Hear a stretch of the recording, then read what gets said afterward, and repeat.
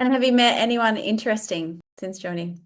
Many people, everybody in the in the community are very interesting. They come from very different background, corporate background, entrepreneur background. Somebody have been on TED Talk. Somebody have written a book, influencer in the industry.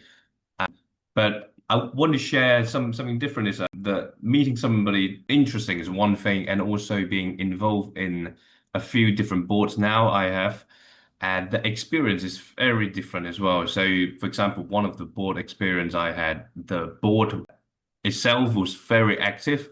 Everybody within the board, we're communicating every single week, learning or trying to brainstorm idea how to improve or give value to the company, to the business owner. But whereas the business owner was less engaging, yeah, and the other board experience I had is 180 degrees different. So the business owner were very engaging, but whereas the board internally, they were very, how to say, they're very, very disciplined. They were very online on their own line.